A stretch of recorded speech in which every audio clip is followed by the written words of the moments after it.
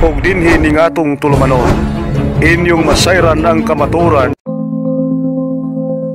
kay sa kamaturan.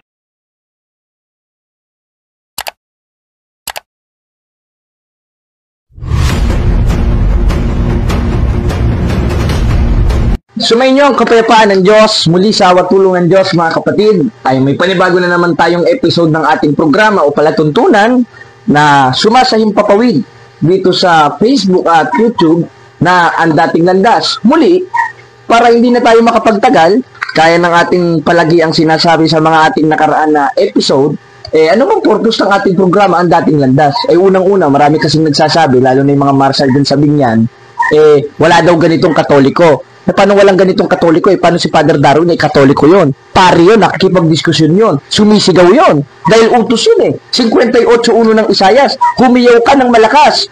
Huwag kang magpigil. Ilakas mo ang iyong tinig na parang pakakak. Therefore, utos na sumigaw. Utos na humiyaw.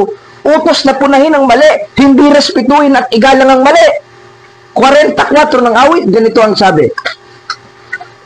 Mapalad na ginagawang kanyang sanggaan ng Panginoon at hindi iginagalang ang mga sumusunod sa kabulaanan. Therefore, mapapalad pa ng tao yung ginagawang sanggalang ang Panginoon. Sa papaanong paraan? Sa pamagitan ng pagtanggap sa utos niya. At pagsunod sa utos niya na pumuna, sumigaw sa 1.13 ng Tito. At anong manifestasyon nun? Hindi ginagalang ang sumusunod sa kabulaanan. Kaya pag nakita nating mali, pupunahin natin yan. Kahit nasa bus, kotse, barko, eroplano, handa namin punahin yan. Sapagkat yan ang aming tungkulin, makipagbaka. At ang sabi naman ni Pablo, 15:2 ng unang Korinto, sa pamamagitan nito, ligtas kayo kung matyaga ninyong iingatan ng mga salitang ipinangaral ko sa inyo. Ngayon, mga kapatid, ay meron tayong tatalakayin at ibubulgar natin ang maling aral at maling pamamaratang ng isang pastorato ng Baptist na meron silang programa o worship service yata nila o worship service kasi ang gulo na learn how to defend your faith daw na hindi naman sinusunod ng mga miyembro niya pag nangangaral.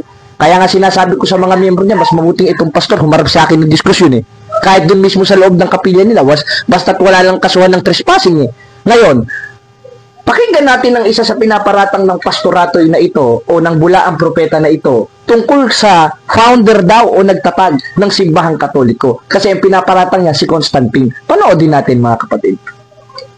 O itong si Constantine the Great ay nagsikap na magkaroon ng Universal Church.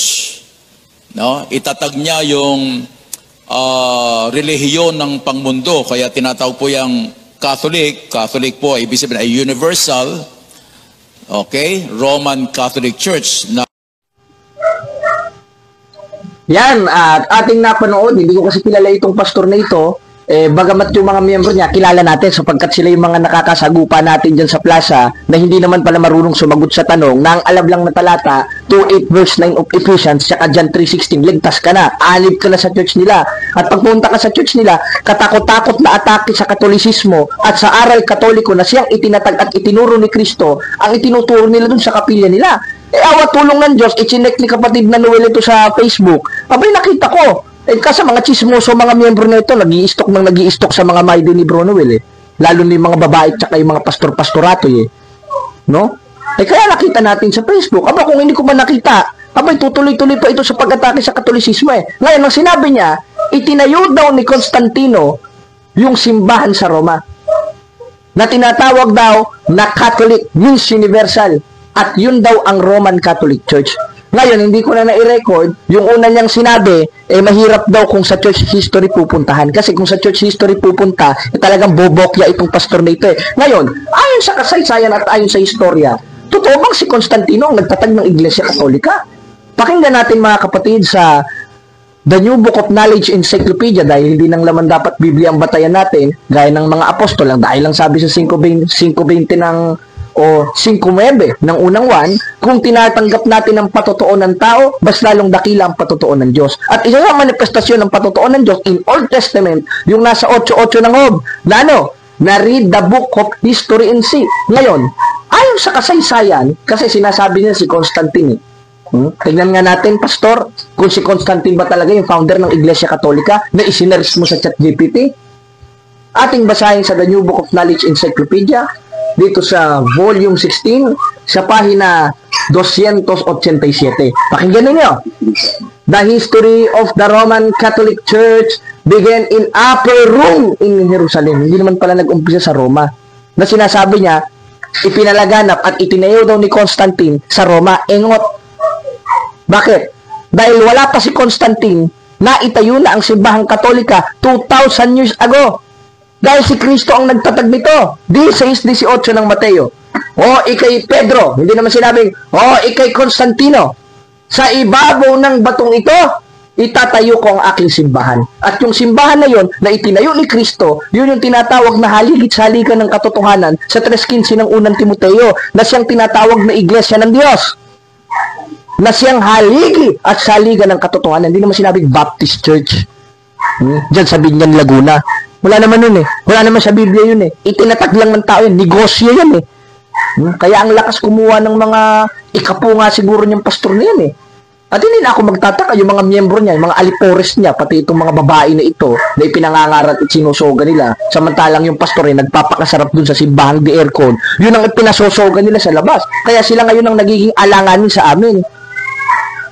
Kaya nagpapaawa sa Marshall sa Binyan. Oh, nagkakagulo na tuloy. Dahil sa inyo. Anong dahil sa inyo? Dahil sa inyo yun. Dahil ayaw nyo tugilan ng mga kapatid namin sa pananampalatayang Katoliko. Ngayon, kung yung Iglesia ng Diyos na itinayo ni Kristo ng 1st century sa 16:18 ng Mateo, sa pamamagitan ni Pedro na siyang bato, dahil ang sabi dito sa paliwanag ng mga Bible scholars, o sa isang translation ng Biblia, ganito ang ating mababasa. O tinan mo, Pastor, matututo ka dito. May maituturo ka patuloy sa mga miyembro mo. Todo pakinig ka sa akin ngayon, ha? O pati ito mga miyembro niya, mga alipores niya. O makinig kayo. Matututo kayo dito ng disiplina. O, basahin natin. Ang sabi dito sa... Ayan. Ba't nagkagulo-gulo kasi ito? Ayan, dito sa... This is 18 ng Aramaic English New Testament. I say also to you that you are Kefa. And on this Kefa, dahil si Pedro ang bato eh. Sa ibabaw ng batong ito, Pedro, itatayo ko ang aking simbahan.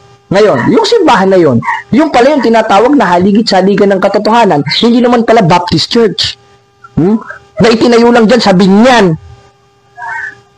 Na nagkaroon lang ng Reformation kamakailan lang.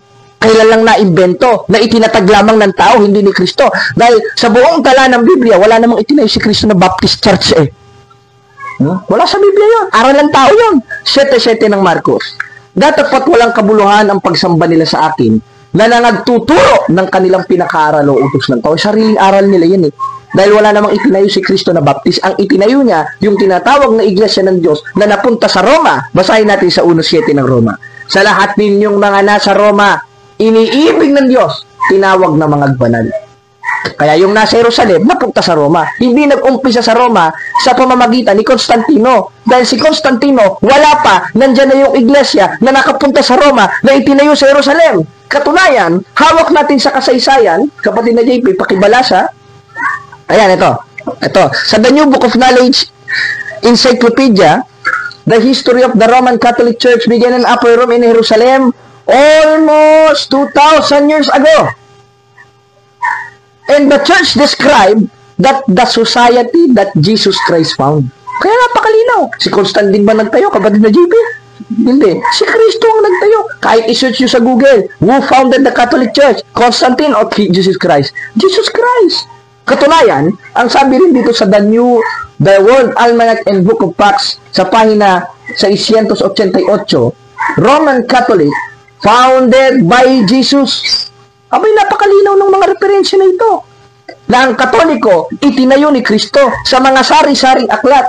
Na yun yung tinatawag sa 16:18 ng Mateo, 3:15 ng unang Timoteo, 1:1 hanggang 2 ng unang Korinto, na kinaaniban ni Apostol Pablo na tinatawag na Iglesia ng Diyos. Na nung napunta sa Roma, tinawag na mga Iglesia ni Kristo. 16:16 ng Roma. Mangagbatian kayo ng banal na halip Binabati kayo ng mga iglesia ni Kristo. Nominative, plural. In King James Version, Churches of Christ. Mga iglesia ni Kristo. Bakit? Sapagkat yun ay nangalat. At ang sabi naman sa Catechism of the Catholic Church 811, this is the truth, that the Church of Christ is the Catholic Church. Therefore, the Church of Christ, according to the Bible, that founded 2,000 years ago, not by Constantine, but our Lord Jesus Christ, is the Catholic Church. At inamin naman mismo ni Pastor yon. Catholic means universal, means laganap. Sapagkat ang utos ni Kristo, 28:19 ng Mateo, yumaon sa bawat bansa. Nakayaon sa bawat bansa. Isa na dun sa Roma. Kaya nagsulat si Pablo sa Roma na tinatawag na mga iglesia ni Kristo. At ayon naman sa final na katuruan ng mga apostoles sa 9:31 ng Gawa sa Greek, o baka hindi mo alam magbasa ng Greek, Pastor, tuturuan kita, ang nakalagay sa Greek interlineal ay Ecclesian Katholes. Means universal. Tama ka doon. O doon, sangayon ako doon. Nang ibig sabihin ng Catholic, universal. Natinig na naman natin sa Greek interlineal sa 9:31 ng Gawa, nangangahulang Catholic. Therefore, yung iglesyang laganap na itinayo ni Kristo noong 1st century, na ayon sa kasaysayan, yun ang Catholic Church, tinatawag na Ecclesian Katholes. Means universal, means Catholic Church. Kaya ang mababasa natin sa Sagrada Biblia, mga kapatid, ganito ang ating mababasa, Las Iglesias Católicas Apostolica Romana. Ngayon, ba't Latin ang binasa mo? Samantalang ang Biblia originated, translated in Greek, lalo na sa New Testament. Kasi, yung Latin na ito, o sa La Sagrada Biblia na Spanish, hinango ito sa mga original na translation sa 9:31 ng Gawa, original sa Grego, na Ecclesian Katholes means universal, means Catholic Church. Ngayon, ano bang tungkulin ni Constantine? Si Constantine ay dating pagano, na na-convert into Christianity. Na-convert siya sa pamamagitan ng iglesia na itinayo ni Kristo, na tinatawag na iglesyang laganap o Ecclesian Katholes na nakarating sa Roma, kaya tinawag na Iglesia Katolika Apostolika Romana na itinayo ni Kristo noong 1st century. Talaga palang ito si Pastor, nakakatawa magturo, no? Pinaglololo ko mga miyembro niya. Kaya yung mga miyembro niya, naloko na sa labas Kung ano na lang mga pinagbabasa, hindi na makasagot sa tanong, lalo na si Jimmy Neutron ba yun? O tsaka natin ipapalabas yan, hintayin ninyo. Nagpapainit lang kami, Pastor. Nagpapainit lang kami, hintayin yung mapisa yung init namin at sisiguraduhin namin sa inyo. Hindi kayo makakasagot sa mga tanong namin. Pag nakita namin kayo, dahil automatically, diniskusyonin namin talaga yung mga miyembro nyo. Kaya ang magandang invitation ko dito kay Pastor, debate tayo. Patunayan mo na si Constantine ang founder ng Catholic Church according to references and according to Bible. Patutunayan ko si Kristo ang nagtayo nito, hindi si Constantino, ayon sa Biblia at ayon sa referensya. Kabubukan mo yan kasalbahihan mo yan hindi mo pagtatapat sa kapwa yan pangloloko mo yan. Bakit? Talagang hindi nag-aral ng ito nag grade 3 basahin natin sa aklat ng grade 3, sa Araling Panlipunan. Pakikita ko sa iyo, Pastor, kung gaano kaka-ignorante. Dito sa kasaysayan ng daigdig. Pang grade 3 ito, Biro mo, nagpastor ka, di ka nag-aral ng grade 3. Shame on you, Pastor. Basahin natin dito sa 179, nakalagay, nagsimula ang katawagang simbahang Katoliko upang tukuyin ang simbahang Kristiyano. Hindi naman sinabing simbahang pagano na itinayo ni Constantino. Tanong, nasaan si Kristo?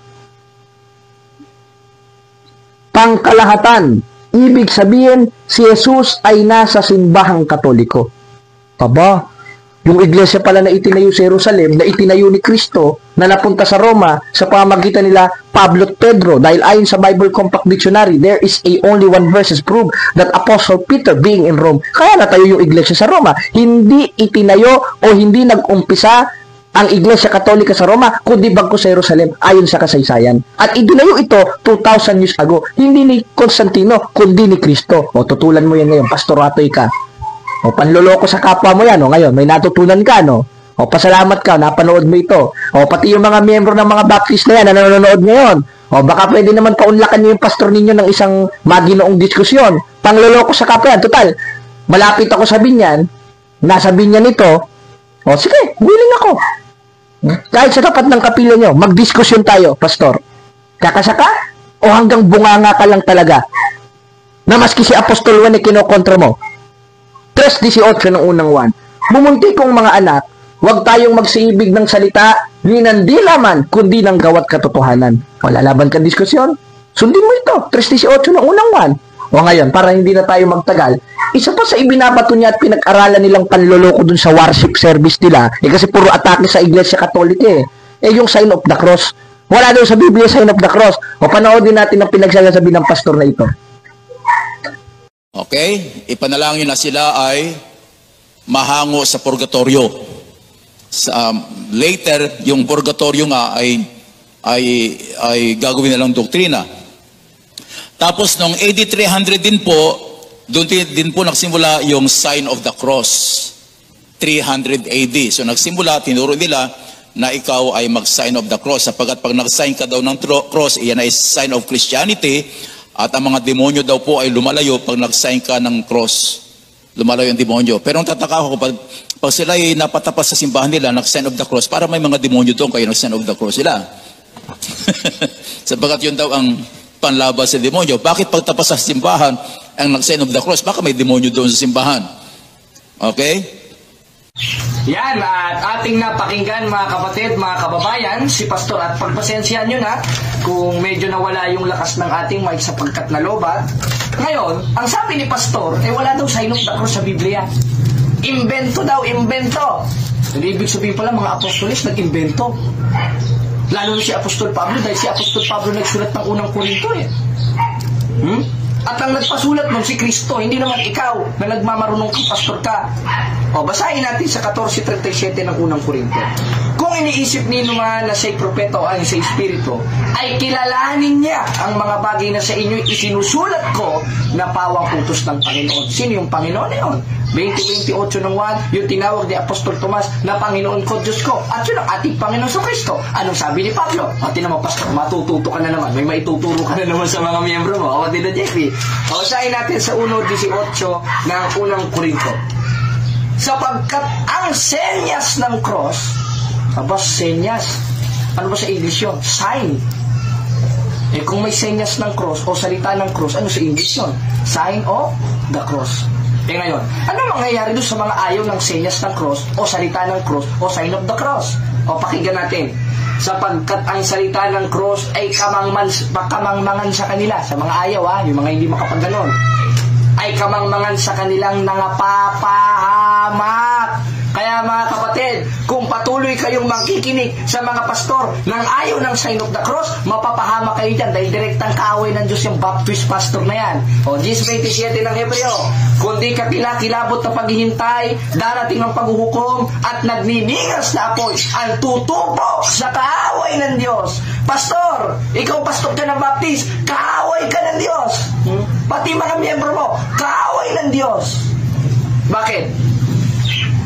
Sapagkat kamangmangan sa inyo yung senyas o salita ng krus na ayon mismo kay Apostol Pablo, siyang kapangyarihan ng Diyos. That is the sign of our salvation, because the cross, according to the Bible, 6:14 of Galatians, but God forbid that I should glory save on the cross. Therefore, according to Apostle Paul, the sign of the cross or the cross, it is symbolized the salvation. Dahil hindi sa pamamagitan ng cross, hindi maipapako si Kristo. Nung gusto nyo isili-electric si Kristo, ipako sa Baptist Church. Mas mahirap yun. Walang yan, semento yung ano ninyo semento yung kapilya ninyo kagagawa lang no? Kapatid na JP Kaya, mga kapatid, yung isa niya pang sinabi na kung pagtaboy ka sa demonyo ang sign of the cross, ba't pagpupunta kayo sa kapilya ninyo, nagkagaganong-ganong kayo, ibig sabihin pala, may demonyo dyan sa kapilya ninyo. May demonyo dyan sa simbahan ninyo. Tingnan mo kung gaano kakitid ang utak ng pastor na ito. Hindi naiintindihan. Halimbawa, eto kwento lang ito total mahilig sa kwento itong mga pastor ito. Hindi ko kwentuhan ko kayo. May isang sundalo, binigyan siya ng baril ng presidente. Ang sabi ng presidente, iputok mo yan sa kaaway mo. Sa gagamitin ng baril? Sa kaaway. Pero ipuputok niya ba sa presidente? Hindi. Ipagsasalot niya. Ginagamit niya ang baril, hindi lang upang pangtagtad sa kaaway, kundi upang pangsalot sa presidente. Ganon rin ang sign of the cross na panakot sa demonyo. Katunayan, takot ka nga sa sign of the cross. Ayaw mo mag-sign of the cross. Hindi ko pala yung demonyo. O diba? Nakita mo bang nag-sign of the cross yung mga Baptist na yan? Hindi nga eh. Umpisa ng congregation nila, ayaw nila sign of the cross eh. Sapagkat sila'y sinasabi sa 1:18 ng unang Korinto na nangapapahamak, na ayaw ng salita o senyas ng cross. O, pastor, natuto ka na naman. Sinimulan mo ha, tapusin mo. Magtema ka pa ng magtema tungkol sa doktrinang Katoliko na sinasabi mo, how to defend your faith. O ngayon, matututo ka talagang dumipensa once na mapanood mo itong video na ito. Di ba? Kapatid na JP, napakalinaw, di ba? Kaya, yung sign of the cross, hindi lang basta ini-honor ang Diyos. Dahil ang binabanggit natin dito, Ama, Anak at Espiritu Santo, nasa 28:19 ng Mateo yun. At sa 1:18 ng unang Korinto, yun ang kapangyarihan ng Diyos, yung sign of the cross o salita ng cross na ayaw ng mga napapahamak o kaaway ng Diyos. Kaya napakalinaw, ayaw ng kaaway ng Diyos sa cross. Ayaw ng kaaway sa salita ng cross, kaya ayaw niya mag-sign of the cross dahil kayo tinutukoy dito, mga papahamak dahil sa maling informasyon ninyo, mga chismoso kayo, mga pastor kayo. Lalo ka ng pastor ka dyan sa binyan. Tingnan lang natin, kung kakasa ka ng diskusyon, hihintayin ko yung panig mo ha, susubaybayan ko yung mga worship service ninyo. Tignan natin. Hintayin ko kasam nyo. Dahil once na kumakasa ka, linggo, pupuntahan ka namin dyan sa kapilya mo. Paunlakan nyo kami. At panindigan mo yung mga pinagsasasabi mo sa simbahang Katoliko. Kaya mo, pastor? Malaki na muscle mo? Tignan natin. Ngayon, pakinggan pa natin ang isa sa mga paratang niya patungkol sa simbahan. At iisa-isahin natin ito sapagkat malaking pangloloko ito dahil kasinungalingan itong kinakalat niya. At ang kasinungalingan ay sa 8:44:1, kayo'y sa inyong amang diablo at ang mga nasa ng inyong ama ang inyong ibigawin. At isa sa nasa ng kanilang ama na ginagawa nila yung pagpatay at pagsisinungaling. At isa dun sa uri ng kasinungalingan, yung pagsasalita ng walang batayan. At kung may batayan, kasinungalingan. Hindi history, kundi his story o istorya mo, pastor. Pakinggan natin yung isa pa niyang sinabi kapatid na JP at i-play natin. Pakinggan natin mga kababayan. 75, yung veneration of angels ay kanilang tinuro. At veneration sa mga namatay na mga santo. Okay? At kasabay dito yung paggawa ng mga images, mga ributo. Yan po ay during AD 375, inundursin nila ang pagsamba sa mga anghel. Na kita natin na kasalanan po yan. Sinaway ng Panginoon noon ng anghel si Pedro nang siya ay sumamba sa anghel. Sinaway din ng anghel si Juan nung mag-attempt na sambahin niya yung anghel na nagsasabi sa kanya ng revelation ng Panginoon. So nagpatiruhod siya sa harapan ng anghel upang sambahin. Sabi ng anghel, mag-ingat nga na gawin mo yan. Ako'y servant lamang ng Panginoon, sumamba ka sa Diyos. Okay? So yan po yung parang simple, parang banal na siyempre, anghel ay sa langit. Yan, napakinggan natin at hindi natin nasagot kanina yung ukol sa purgatorio kasi inventong aral lang daw rin ng purgatorio eh. Kung di ka ba naman egot talaga. Eh kasi yung purgatorio, that is originated, translated in Spanish. Ang problema sa pastor na ito, naghahanap ng purgatorio sa Tagalog na Biblia at sa English na Biblia. Eh para ka naghahanap ng Chinese sa Bisaya at naghahanap ka ng Ilonggo sa Kastila. Napaka-imposible talaga. Mahanap mo yung purgatorio sa Tagalog na Biblia at sa English na Biblia or purgatory. Ngayon, tignan natin sa Spanish kung saan originated ang salitang purgatorio. Wala ba tayong mababasa? Basahin natin dito sa 3:19 ng unang Pedro sa La Sagrada Biblia. O pastor, meron ka na namang natutunan ha? Ikaw ha? Anong sabi? A los tales predico mucho tiempo el Espíritu de Cristo por boca Genoe, que doro la pavraciación del arca, el Padre se entiende por espíritu las almas y por cárcel il purgatorio. At ito'y pinuntahan ni Kristo nung nangaral siya sa kailaliman ng lupa. Ang tawag sa Spanish, purgatorio. Ano yung binasa natin? La Sagrada Biblia. Kaya, kung ang Sagrada Biblia, Biblia ba o hindi? Biblia po. Ngayong Biblia, nabasa ba natin sa Biblia Purgatorio? Malinaw po. Sinong nagsulat ng unang Pedro? Si Apostol Pedro. Sinong nagpasulat kay Pedro? Si Kristo. Dahil si Kristo naman may autorisasyon na magpasulat sa mga apostoles ng mga sinasabi niya at ng doktrinang itinuturo niya, at isa doon ang Purgatorio. Kaya Pastor, pasalamat ka sa akin, ha? May natutunan ka na naman. Baka mamaya may Purgatorio na sa relihiyon ninyo. Ngayon, ang sabi niya, inventong aral daw yung veneration. Nako, namalipas siya. Dahil para sa kanya, ang veneration, pagsamba. Ang veneration, hindi pagsamba. Hindi yun latria. Hindi yun pagsamba, kundi pagrespeto. Tanong, mga kababayan, biblical ba ang pagrespeto sa mga anghel o sa mga banal? Old Testament pa lang tinuturo yan. Kala ko pa naman nag-aral ka ng theology. O basahin natin dito sa 2:46-47 ng Daniel. Ayan. At ang haring Nabucodonosor ay nagpatira pa, lumuhod, at nirespeto si Daniel. Para saan? Para kilalanin na ang kanyang Diyos ay Diyos ng mga Diyos at Hari ng mga hari. Yun naman pala ang veneration, is to respect to the same. Respetuhin ng mga banal. Dahil wala namang official doctrine ng Catholic Church na sambahin ng mga anghel. Tinan mo, Pastor, naloko na. Hindi mo naintindihan yung salitang veneration. Hindi naman pagsamba yun, pagrespeto yun. Bakit? Our Catholic faith, page 220, anong nakalagay?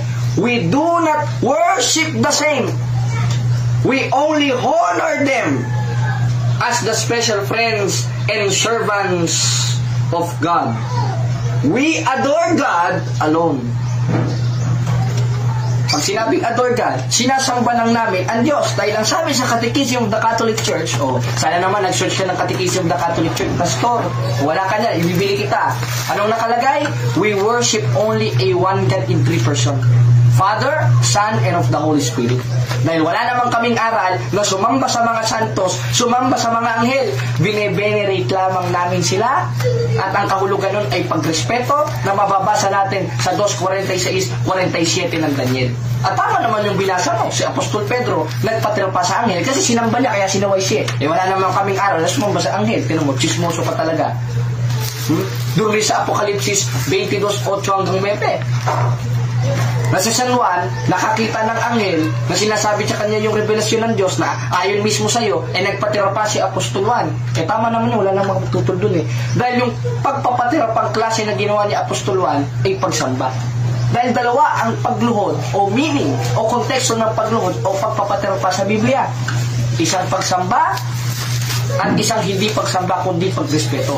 At yun yung veneration sa 2:46-47 ng Daniel na nirespeto ni Haring Nabucodonosor si Daniel na ipinatuloy ni Kristo sa bagong tipan. 5:17 ng Mateo, sapagkat ako'y naparito hindi upang sirain ang kautusan kundi upang ganapin. O ngayon, sabit ka ngayon, Pastor, ano? O ngayon, mga kapatid, para hindi na tayo magtagal, panoodin pa natin ang isa niya pang paratang tungkol sa aral ng simbahan para hindi na tayo magtagal pa. Panoodin natin. Ang Katoliko para i-exalt si Mary. Biro mo, Mother of God, manginginig ka talaga sa harapan ni Maria kasi sapagkat ang titulo niya ay Mother of God. Now, there is no such thing as Mother of God. No, sapagkat walang nanay ang Diyos. Ang Diyos ang simula ng lahat . In fact, ang Diyos ang gumawa kay Mary. Walang nanay ang Diyos. Ngayon, binanggit niya yung Mother of God. Wala daw ina ang Diyos. Hindi daw pwede magkaina ang Diyos ayon sa Biblia. Sino ina ni Kristo? Ikaw? Ilalabas ng bakla ka. At yung pagiging bakla, Pastor, kahit wag mo nang aminin, sa 6:9 ng unang Korinto. Hindi nyo ba alam na ang mga liko ay walang bahagi sa karya ng Diyos? Huwag kayong padaya ni ang mga nakikiapid, mananamba sa Diyos-Diyosan, nangangalo niya, ni ang mga nagsasababae. Sa isang translation, mga bakla.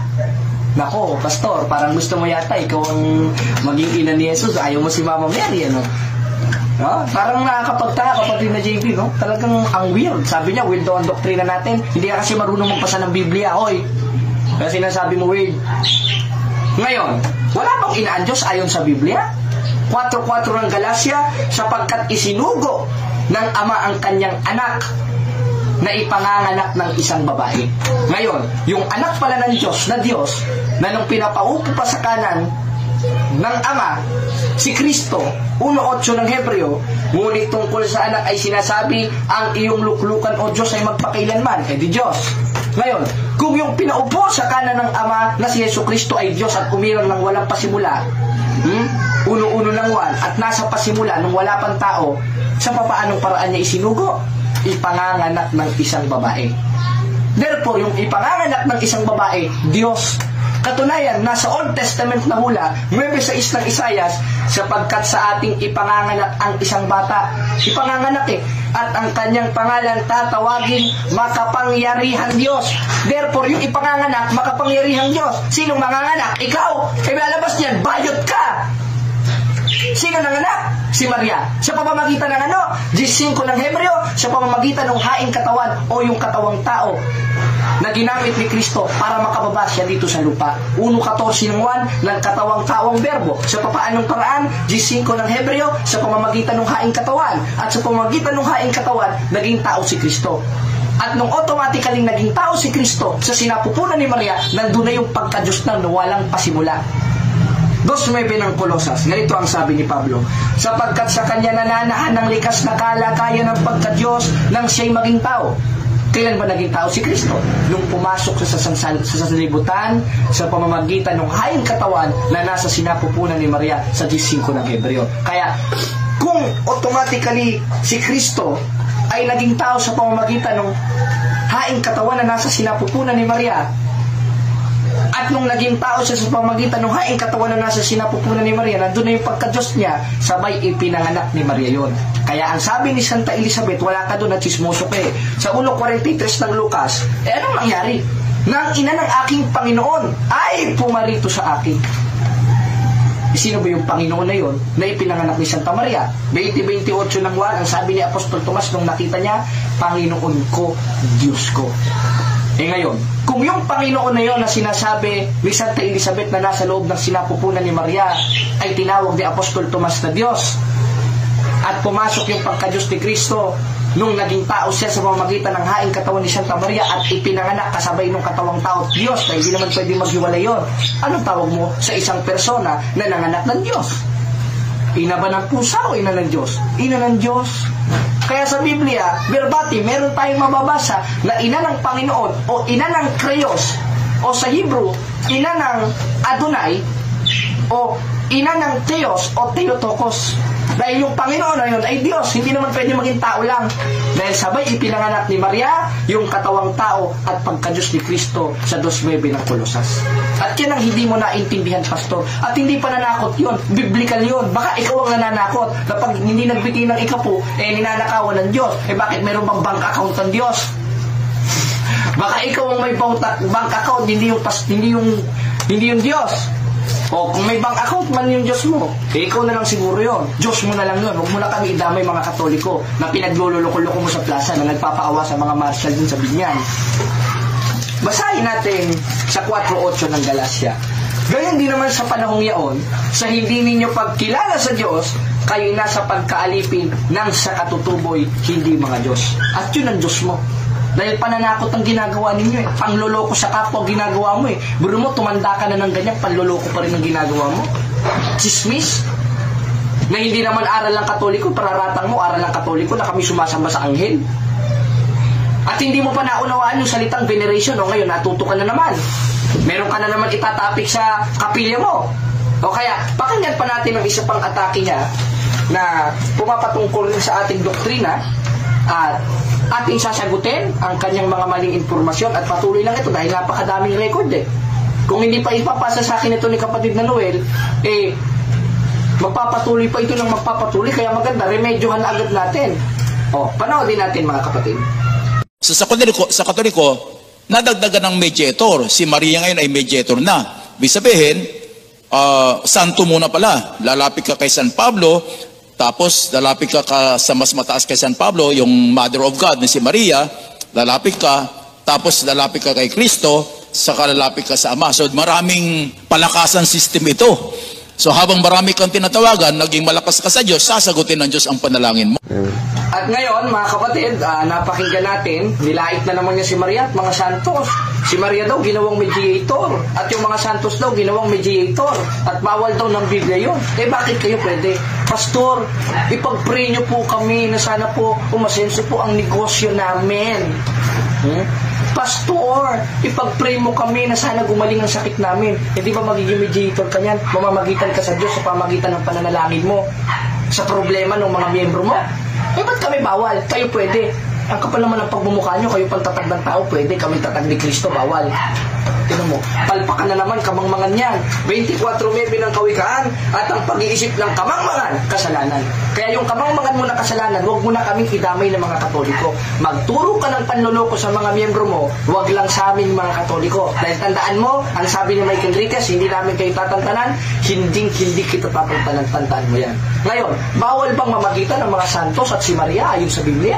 Basahin natin sa 2:1 ng unang Timoteo. Kasi ang binabasa lang nila sa 5 eh. Basahin natin. Sapagkat may iisang Diyos at may iisang tagapamagitan sa Diyos, ang taong si Jesucristo. Kaya si Kristo lang daw.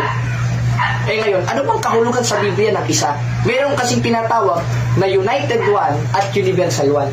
Yung Universal One, tayo, si Kristo at ang Ama. Kaya pinag-isa. Kaya ang sabi sa 2:5 ng unang Timoteo, mayroong iisang tagapamagitan sa Diyos, ayun ang taong si Jesucristo. At hindi porket sinabing isa, isang-isa. Eh dahil lalabas nun, kinukontra ni Pablo ang sarili niya sa Kapitulo 1. O bago natin basahin yan, basahin natin ng 17:11 ng 1. At wala na ako sa sanlibutan at ang mga ito'y nasa sanlibutan pa. At ako'y paririyan sa iyo amang banal, ingatan mo sila, plural, sa iyong pangalan, yaong mga binigay mo sa akin, upang sila'y maging isa, gaya naman natin. Kaya kung paanong Ama at si Kristo, bagamat magkaiba ay naging isa, tayo rin ay pinapag-isa. Kaya ayon sa Biblia, hindi porket sinabing isa, ay absolute one. Merong tinatawag na United One. Dahil kung absoluto lang na one ito, na si Kristo, eh, kinukontra talaga ni Pablo ang sarili niya. Bakit? Basahin natin sa Kapitulo 1 ng unang Timoteo. Ganito ang ating mababasa. Ibig ko sana kayo'y manaing manalangin at mamagitan.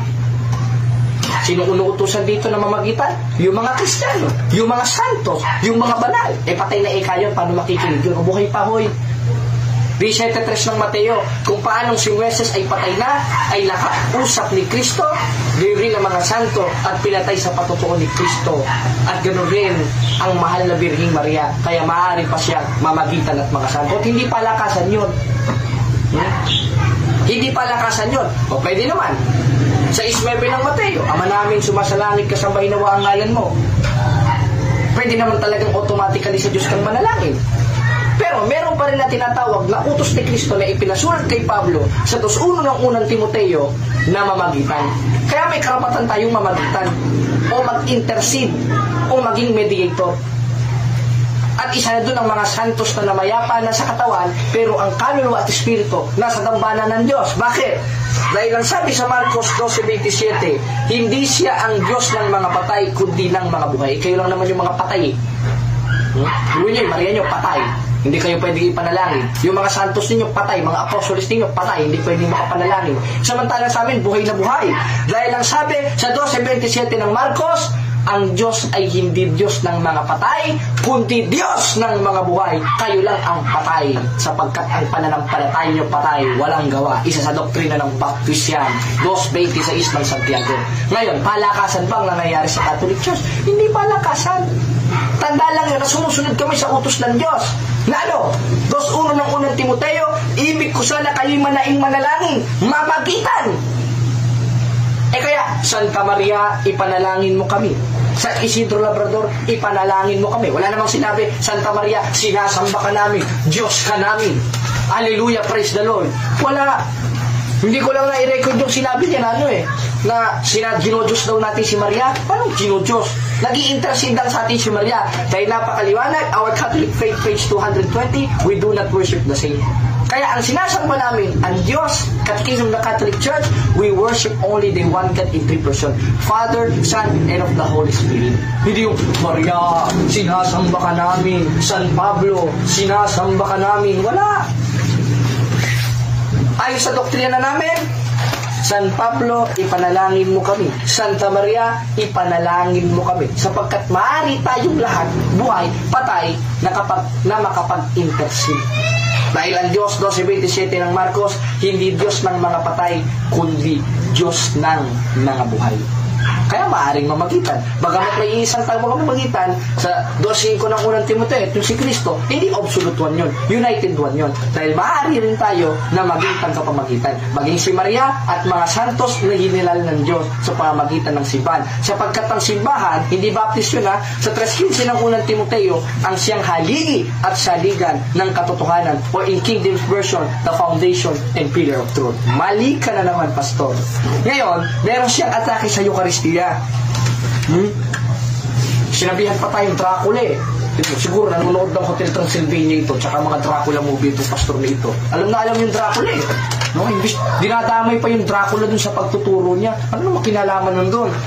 O ngayon, pakinggan natin ang isang paratang niya, mga kapatid, sa Eucharistia.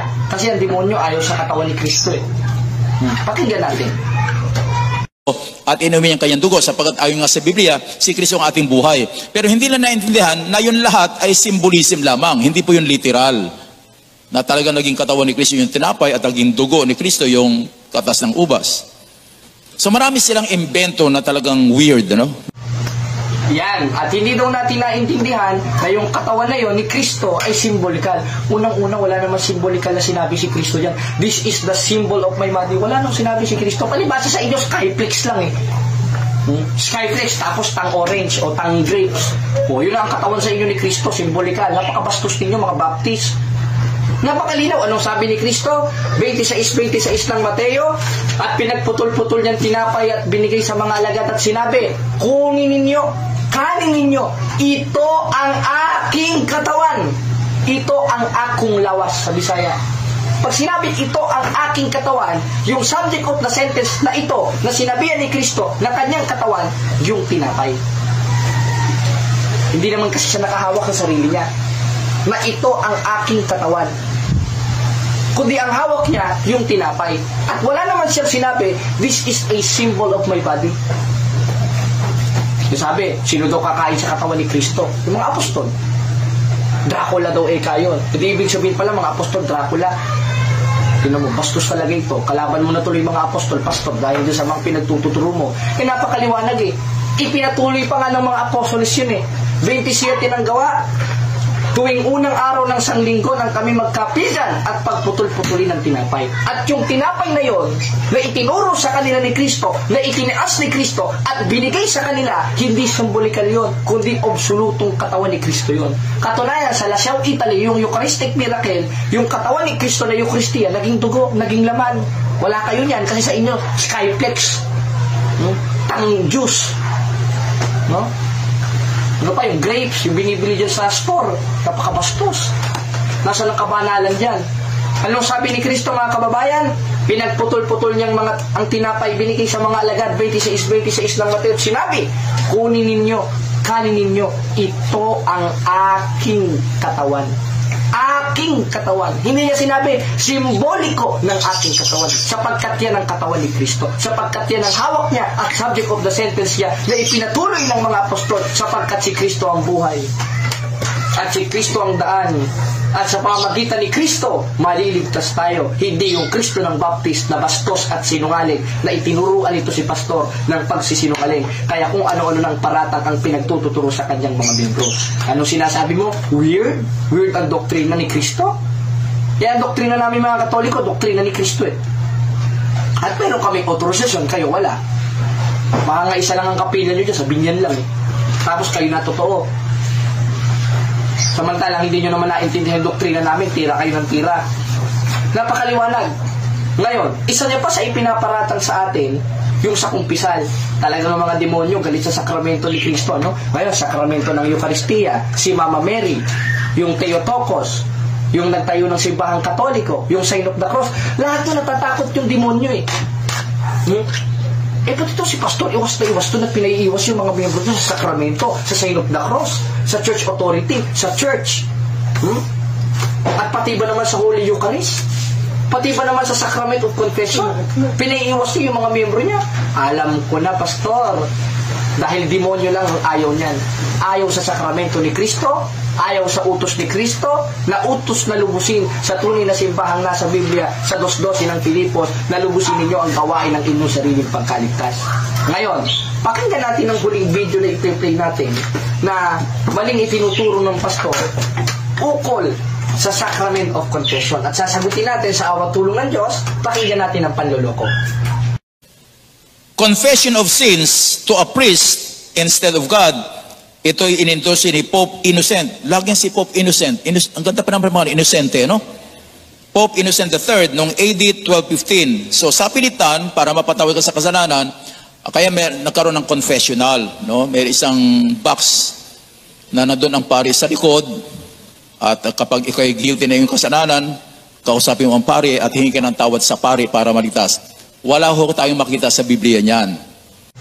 Yan, at ating napanood, dinamay niya po si, si Pope Innocent. Ang innocent daw. Ikaw ang inosente. Pangalan niya yung innocent. Pero ikaw talagang automatic lang inosente. Dahil napakababaw ng doktrina mo eh. Yan lang ba nang na-research mo sa ChatGPT? Sana naman ginaling-galingan mo. Pastor, sana naman ginaling-galingan mo mag-search sa ChatGPT mo.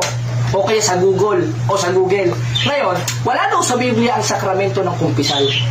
Tinan mo, talagang hindi marunong magbasa ito, kaya hindi mapalad itong taong ito eh. Papasahin natin sa 1:3 ng Apokalipsis. Mapalad ang bumabasa at nakikinig at tumutupad.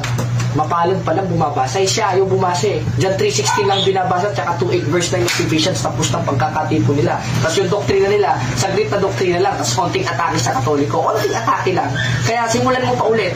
Gagawan ka ulit namin. Hindi ka namin tatantanan, Pastor. Ngayon, wala daw sa Biblia ang kumpisal. Kung letra por letra, wala.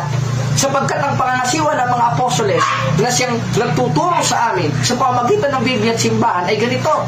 3:6 ng 2 Korinto, na kami naman na pinamaging sapat na ministro ng bagong tipan, hindi sa titik. Therefore, ang mga apostoles nagbabasa hindi sa titik, hindi letra por letra. Ngayon, meron ba sa diwa ng Biblia na inutusan ng mga apostoles ang mga parit, mga obispo na makapagpatawad ng kasalanan? Meron. Kaya nga ang utos, 1:9 ng unang 1, kung pinahayag natin ang ating kasalanan, tapat at banal siya na tayo patatawarin. Kanina natin ipapahayag? Sa Diyos sa pamamagitan ng mga itinalaga niyang mga obispo. Kaya ang tungkulin ng obispo o mga pare sa 20:28 ng gawa ay ganito. Ingatan ninyong inyong sarili lahat ng kabilang sakawan, na kayo naman na mga ginawang obispo, sa isang translation, pare, upang pakanin ang iglesia ng Diyos. Sa papaanong paraan?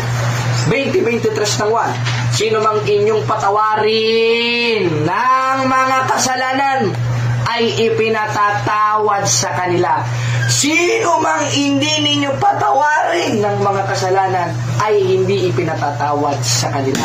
Therefore, si Kristo mismo nagbigay ng otorisasyon sa mga alagad, sa mga obispo na makapagpatawad. Kaya ang sabi sa 1:9 ng unang 1, kung pinahayag natin ang ating kasalanan, tapat at banal siya na tayo patatawarin. Sa pamamagitan ng itinalaga niya sa 20:23 ng 1 na pinuspos ng Espiritu Santo na sino mang inyong patawarin ng mga kasalanan ay ipinatatawad sa kanila. At sino mang hindi ninyo patawarin ng mga kasalanan ay hindi pinatatawad, sapagkat ang tungkulin nila sa 20:28 ng gawa ay pakanin ng kawan. At isa doon ang magbigay ng sakramento ng reconciliation. Kaya ikaw, Pastor, baka marami ka ng kasalanan dyan.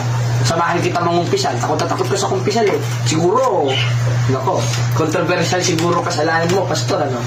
Kaya, mga kapatid, magsuri lang tayo. At ang hamon ko kay Pastor, diskusyon tayo, Pastor. Patunayan mo na walang sakramento ng kumpisal sa Biblia. Patutunayan ko, may sakramento ng kumpisal sa Biblia. Patunayan mo na ang katawan ni Kristo o yung ostya o yung tinapay na pinagputol-putol niya sa mga alagad ay simbolikal. Patutunayan ko, literal na katawan ni Kristo yan. Ayon sa Biblia. Tsaka yung isa pa, na si Maria ay hindi kainan ng Diyos, patutunayan ko, ina ng Diyos si Santa Maria, ayon sa Biblia. Kaya mga kapatid, himay-himayin lang natin ito at titignan natin ang response ng pastor na ito at sana naman yung mga miyembro niya, maliwanagan kayo, huwag kayong magpakapanatiko dito, hindi man lang marunong mag-search sa Google. Sana naman, hirap-hirapan yung pag-atake sa Katoliko, wala eh. Natatawa na nga lang ako sa kaignorantihan. At wala ito mga kapatid. Kaya muli, sa awat tulong ng Diyos, tayo magsuri, magpatuloy tayo sa paglilingkod, at magpatuloy tayo sa pagdepensa ng pananampalatayang Katoliko, gaya nila Apostol Pablo, nila Kristo, sa 2 Korinto 14 hanggang 5, na ang ating pagkipaglaban ay hindi laban sa laman, kundi sa harapan ng Diyos, na siyang may kapangyarihang gumiba ng kuta at ng mga maling hakat, bawat bagay na matayo na nagmamataas sa karunungan ng Diyos. At yung karunungan sa Diyos, 1.24 ng unang Korinto, yun si Kristo. Kaya itong pastor na ito, napatunayan natin, chismis ang ipinagtuturo sa kanyang mga membro. Antayin mo, pupuntahan ka namin dyan, at tatanungin ka namin tungkol sa mga ipinagtuturo mo. Paunlakan mo kami. O kaya pupunta kami dyan, may papel kaming dala, hinahamon kita ng formal debate, pastor. At pag natalo kita sa diskusyon, lahat ng mga miyembro mo lilipat sa Iglesia Katolika Apostolika Romana. At pag hindi ka kumasa, patunay lang yon na hanggang bunganga ka lang at patay ang pananampalataya mo at sa demonyo ka. Talaga naman sa demonyo eh. Kasi tuloy na natin. Sa demonyo ka ayon sa Biblia at sinungaling ayon sa 8.44. Kaya muli mga kapatid, wala na tayo maraming oras. Og inyo nang nabati ang mga kamatuoran dinhi ning atong tulumanon. Kay usay kamatuoran. Ako lang hinaot nga daghang kamog nakatunan. Daghang salamat.